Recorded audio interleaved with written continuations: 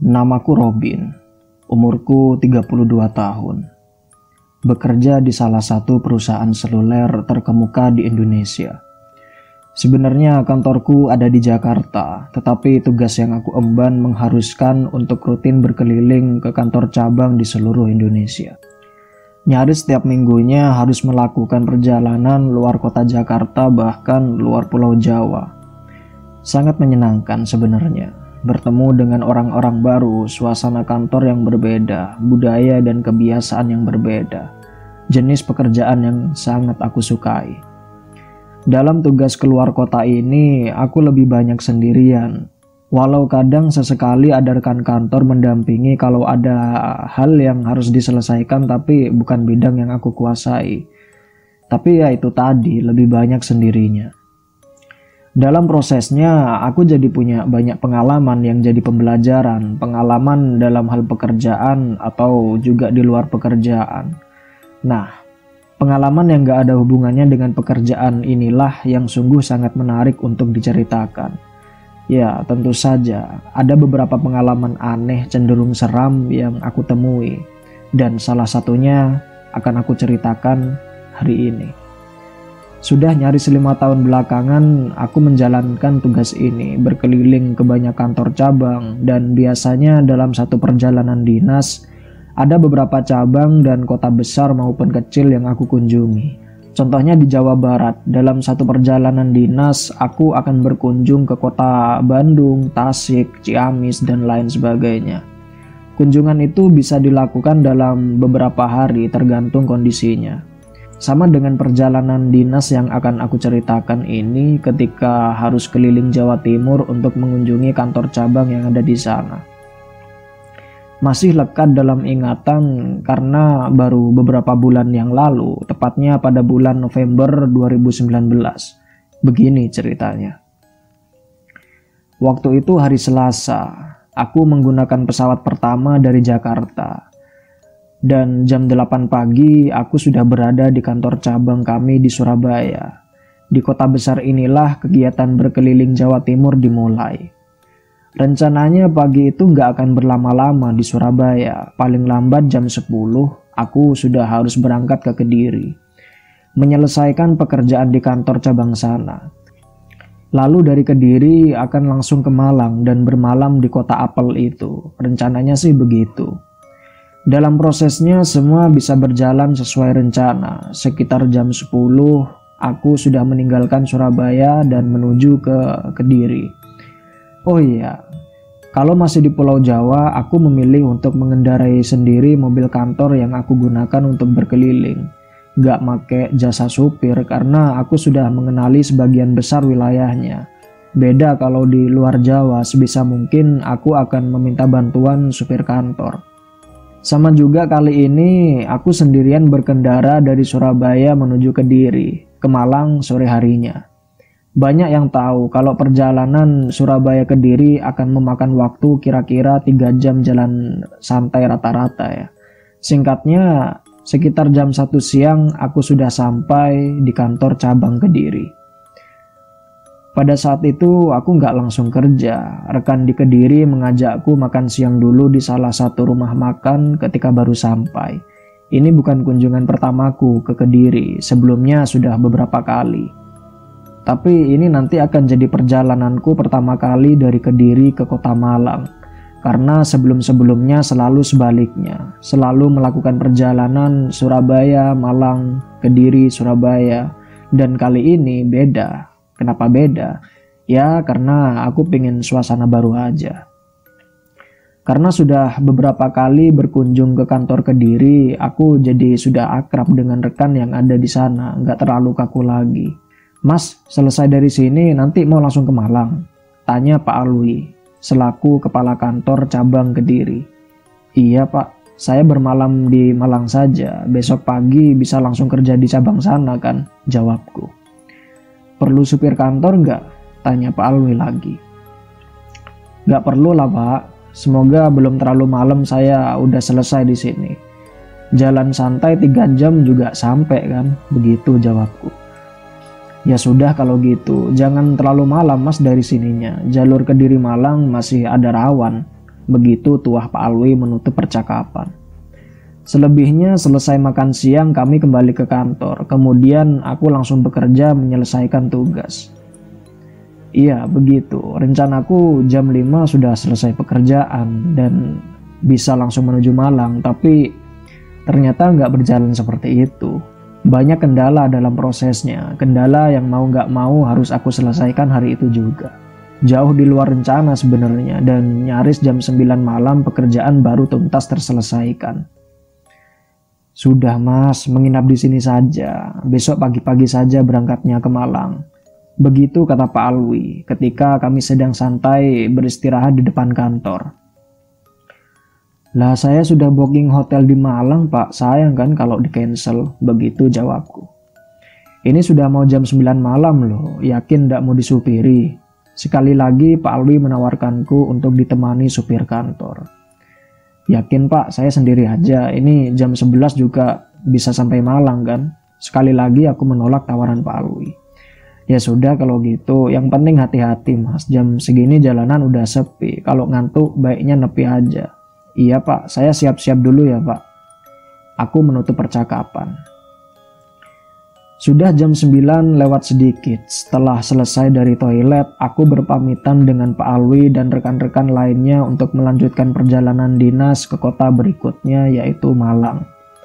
Lalu berangkatlah aku. Kediri ini sebenarnya bukan kota besar, tapi bukan kota kecil juga. Sama seperti kota-kota lainnya di Jawa Timur, dan aku menyukai suasananya. Jadi jalur yang akan aku lalui adalah Kandangan, Kasembon, Ngantang, Pujon, Batu, begitu kira-kira. Sudah 2 atau 3 kali aku lewat jalur ini sebelumnya, tapi yaitu tadi selalu dari arah sebaliknya, dari Malang ke Kediri. Baru kali ini harus melakukan perjalanan dari Kediri ke Malang, malam hari pula. Sebenarnya aku sangat menyukai perjalanan darat bermobil, road trip istilahnya. Apalagi ke tempat yang belum pernah dikunjungi sebelumnya. Sejak sekolah dulu aku sudah sering melakukannya bersama teman-teman atau sendirian. Kebetulan yang menyenangkan, akhirnya malah mendapatkan pekerjaan yang mengharuskan untuk banyak berkeliling melakukan perjalanan. Sekedar info, mobil yang aku gunakan kali ini adalah Avanza keluaran terbaru. Jadi seharusnya nggak akan mengalami kendala mesin dan mestinya nggak akan ada masalah selama perjalanan. Harusnya seperti itu. Pada jam 10 lewat ketika aku sudah sampai di wilayah Kasembon, mungkin di banyak wilayah yang lain jam 10 malam masih akan terlihat orang atau kendaraan yang lalu lalang. Masih ramai, tapi di Kasembon waktu itu sudah sangat sepi. Kendaraanku menembus jalanan sendirian, jalan yang banyak bagiannya masih pepohonan rindang. Hanya 1 atau 2 kendaraan yang melintas dari arah berlawanan atau sebaliknya. Jalan ini benar-benar sepi. Tidak terlalu lama, sekitar setengah jam kemudian aku sampai di kota kecil berikutnya, namanya Ngantang. Di Ngantang ini aku berniat mencari toko atau warung kecil untuk membeli rokok dan minuman karena kelupaan untuk belanja di Kediri tadi. Niatan untuk berhenti sebentar akhirnya terpenuhi ketika aku menemui toko kecil yang masih buka, lalu saya parkir tepat di depannya. Kebetulan toko kecil ini juga menjual kopi dan bisa meminumnya di tempat. Ada meja sederhana yang disediakan di depan toko. Aku memesan segelas kopi karena mata udah mulai agak ngantuk ya. Mau kemana toh mas ini? Tanya bapak pemilik toko sambil mengantarkan gelas kopi. Batu Malang pak, ada pekerjaan di sana. Jawabku cengengesan. Oh gitu, memangnya mas dari mana? Tanya beliau lagi. Lalu aku menjelaskan semuanya kalau aku dari Jakarta sedang bertugas di Jawa Timur. Kemudian bapak ini malah terus menemaniku meminum kopi. Karena aku memang orangnya suka berbincang, ditambah bapak pemilik toko juga sangat ramah dan menyenangkan, jadilah kami berbincang seru. Loh, harusnya mas bermalam di Kediri aja tadi kan? Jalan ke Pujon Batu itu sepi mas, jalannya berliku, naik turun. Harus benar-benar hati-hati. Begitu ucap bapak itu di tengah perbincangan. Iya pak, tadi teman kantor juga bilang gitu, tapi nggak apa-apa lah. Saya nanti bakal hati-hati kok. Jawabku demikian. Bukan mau nakut-nakutin sih, di sana sering terjadi kecelakaan mas. Baru seminggu yang lalu ada kendaraan yang isinya bapak dan anaknya terus kecelakaan di Pujon situ. Dua-duanya meninggal. Kata bapak itu mengingatkan. Agak serem mendengarnya sebenarnya. Karena tahu kalau jalan yang akan aku lalui nanti memang menantang. Banyak belokan, tikungan, tanjakan, turunan, membelah perbukitan dan melintasi hutan. Tapi sudah nggak ada pilihan lagi. Aku harus terus jalan menuju Malang dan nggak mungkin balik ke Kediri. Ya udahlah, setelah habis beberapa batang rokok dan gelas kopi juga sudah kosong, aku memutuskan untuk melanjutkan perjalanan. Sebenarnya perbincangan dengan bapak tadi itu cukup menyenangkan, tapi sebelum lupa diri, aku harus pergi. Hati-hati ya mas.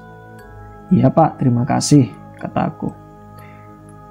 Setelah dalam perjalanan benar adanya, jalanan sangat sepi, hanya sesekali terlihat kendaraan lain melintas.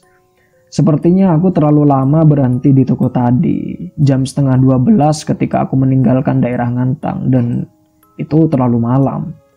Kalau siang hari jalan ini punya pemandangan yang indah, rindang pepohonan menghiasi udara sejuk pegunungan. Kondisi jalannya juga tergolong bagus, mulus dan cukup lebar. Harusnya gak ada masalah bagi kendaraan jenis apapun untuk melintas. Sekali lagi jalur ini punya pemandangan yang bagus, sedap dipandang mata. Tapi itu kalau siang hari, beda situasinya kalau malam. Malam hari di sini jalanan sangat gelap karena sama sekali gak ada PJU. PJU itu penerangan jalan umum. Walau sesekali ada rumah penduduk yang lampunya membantu sedikit penerangan. Pemandangan indah pegunungan sama sekali nggak terlihat. Hanya barisan rindang pohon yang berdiri tegak di kanan kiri jalan sebagai hiasan malam. Walaupun suka berkendara, tapi nyaliku akan sedikit ciut kalau harus menemui kondisi seperti ini. Dan itu kalau sendirian juga. Aku nggak bisa memacu kendaraan dengan cepat karena memang sudah nyaris tengah malam dan kondisi jalan yang nggak terlalu aku hafal juga. Dan aku semakin berhati-hati lagi dan makin memperlambat laju kendaraan ketika tiba-tiba hujan turun. Rintik hujan menyempurnakan udara sejuk di tengah malam buta seperti ini. Sempurna, begitu gumamku sendirian. Salah, padahal kondisi itu belum sempurna. Beberapa menit ke depan, aku akan mengalami kejadian yang sepertinya nggak akan bisa aku lupakan. Jalanan menuju Pujon ini sangat sepi, malahan sudah beberapa menit belakangan aku sama sekali nggak melihat ada kendaraan lain selain aku. Beneran sepi. Hujan yang turun juga nggak terlalu deras, hanya rintik-rintik kecil yang jatuh dari langit. Setelahnya kabut turun gantian menghiasi, membuat jarak pandang jadi terbatas di semua sisi. Lampu Avanza yang aku kendarai jadi satu-satunya sumber cahaya yang menerangi jalan gelap berkabut itu. Udara luar yang dingin membuatku harus mematikan AC dan menyalakan rokok untuk menghangatkan badan. Lalu membuka sedikit kaca jendela memberikan jalan untuk asapnya keluar. Gerungan suara mesin mobilku menjadi satu-satunya suara yang terdengar. Tape sengaja aku matikan sebelumnya dengan tujuan supaya semakin fokus memperhatikan jalan. Pohon-pohon besar berdiri di kanan dan kiri jalan, terkesan angkuh memperhatikan. Jalanan berkelok ke kiri dan ke kanan, ditambah tanjakan dan turunan. Sebenarnya malah membuatku jadi semakin fokus memperhatikan jalan. Tapi ya itu, sudah banyak menit berselang, aku nggak juga melihat ada kendaraan. Dan itu menurutku aneh. Beneran, sangat sepi, membuat perasaanku jadi nggak enak. Saat itu nyaliku mulai goyah di dalam kesendirian. Rasanya pengen cepat-cepat ketemu keramaian.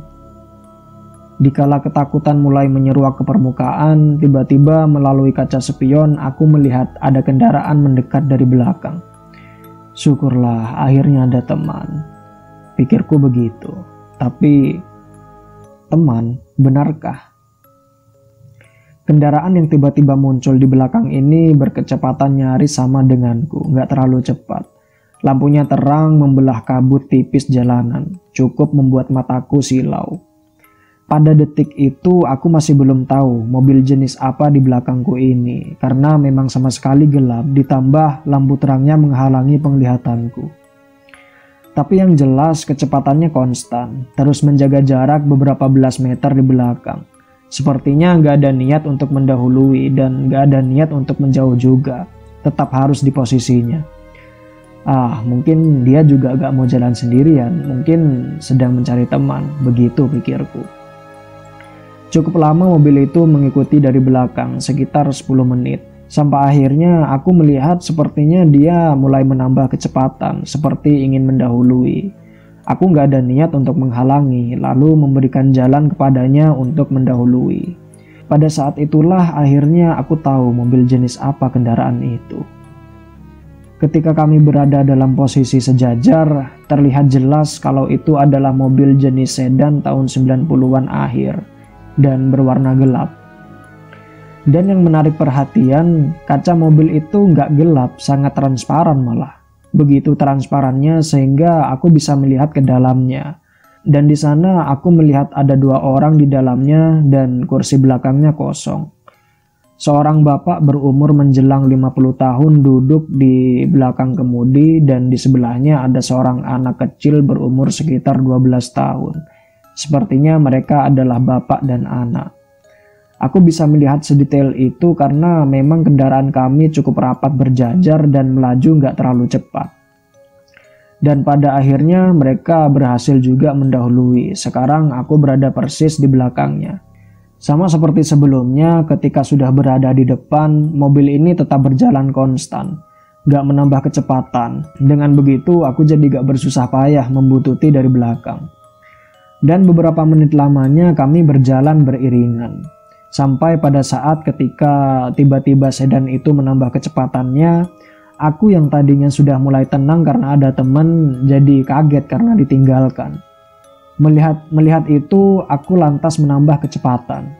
Di tengah kabut yang semakin menebal, aku coba untuk mengejarnya. Ternyata nggak sanggup, nyaliku nggak sebesar sedan itu, yang berani berkecepatan tinggi melewati jalan berkelok ditambah dengan kabut tebal. Aku nggak berani saat itu. Dan dapat ditebak menit berikutnya sedan itu akhirnya menghilang, ditelan gelapnya kabut malam. Dan lagi-lagi aku kembali sendirian. Harusnya aku sudah masuk wilayah Pujon, tapi belum juga melihat ada tanda-tandanya. Jalanan masih sangat sepi dan kabut semakin menebal. Aku hanya bisa melamun sambil berharap segera melihat tanda-tanda kehidupan. Belum, harapanku juga belum terkabul. Ketika tiba-tiba mesin mobilku mati. Iya, mobilku mati. Gak tahu apa penyebabnya.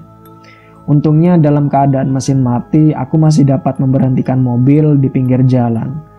Sempurna, aku terdampar di tengah sepinya hutan di tengah malam. Beberapa menit aku meratapi nasib. Semakin sedih ketika melihat layar ponsel ada tulisan no service, gak ada sinyal sama sekali. Seperti yang aku bilang di awal tadi, mobil yang aku kendarai ini mobil keluaran baru dan seharusnya mesinnya gak ada masalah, seharusnya. Ya sudah, walaupun nggak tahu harus akan berbuat apa nantinya, akhirnya aku turun dari mobil dan membuka kap mesin untuk memeriksanya. Di tengah udara dingin berkabut yang nggak tahu persis di daerah mana, dengan bantuan cahaya dari ponsel aku memeriksa mesin mobil. Kelihatannya nggak ada yang aneh, nggak terlihat ada kebocoran oli atau bahan bakar, nggak ada asap yang menandakan overheat juga. Sepertinya mobil aman. Tapi ketika aku coba untuk menyalakan lagi tetap gak bisa. Hingga akhirnya aku nyaris putus asa. Karena ketika sedang melamun meratapi nasib, aku melihat ada nyala lampu kendaraan beberapa belas meter di depan, gak jauh.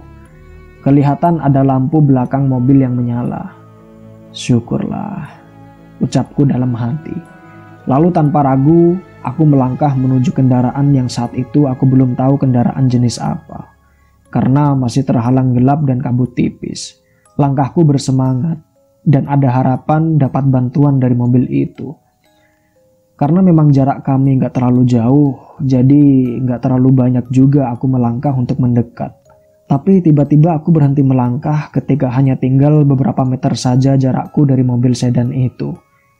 Iya, setelah sudah sangat dekat, aku melihat kalau itu adalah mobil sedan. Sedan berwarna gelap yang tadi terus mengikutiku sebelum mogok. Aku hampir yakin kalau itu mobil yang sama. Ternyata sedan ini berhenti juga di pinggir jalan dengan lampunya yang masih menyala. Lalu kenapa aku berhenti berjalan?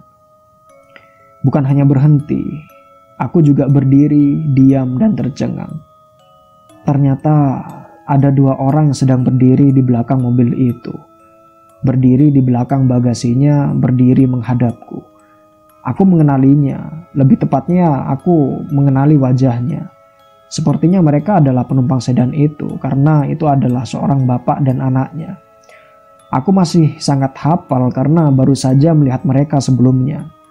Ketika mereka mendahului tadi, dan aku masih sangat ingat garis wajahnya. Tapi itu bukan alasan aku berhenti melangkah dan diam ketakutan. Aku berhenti karena penampilan mereka sangat mengerikan. Wajah mereka pucat, tubuh basah pekat seperti berlumur banyak darah. Beberapa bagian tubuhnya terluka mengenaskan. Aku gak sanggup menggambarkannya, sangat mengerikan. Dalam pekat kabut, aku mundur perlahan. Kemudian berlari cepat ke mobil dan setelah sampai, aku lalu menutup kap mesin dan masuk ke dalam mobil. Sementara sedan itu masih tetap berada di tempatnya gak bergerak sama sekali. Dan dalam ketakutan, aku memutar kunci mobil sambil berharap ada keajaiban. Dan syukurlah mesin menyala dengan sukses, gak ada kendala sedikit pun. Aneh emang. Kemudian aku langsung pergi dari situ dan melaju sangat cepat menuju Kota Batu. Singkatnya, akhirnya kengerian itu berakhir. Sekitar jam 1 dini hari, aku sampai di hotel di Batu, Malang.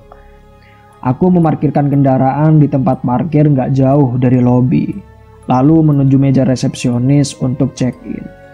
Setelah proses administrasi selesai, ada seorang roomboy yang akan mengantarku ke kamar.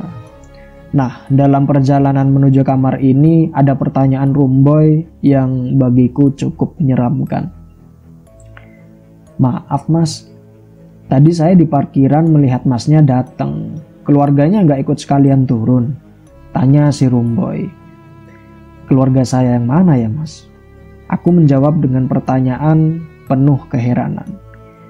Tadi saya lihat ada bapak-bapak dan anak kecil duduk di jok belakang mobil masnya. Mendengar ucapan roomboy itu, aku bingung harus menjawab apa dan terdiam cukup lama. Tamat.